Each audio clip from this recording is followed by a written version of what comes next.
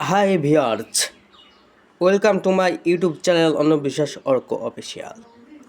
আজ আপনাদের দেখাতে নিয়ে আসলাম হীরা, আসল হীরা, ডায়মন্ড। দেখুন আনবক্সিং করছি।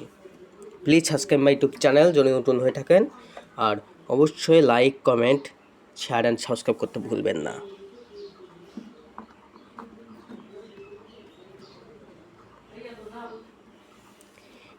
দেখেন ডায়মন্ড বা হীরা।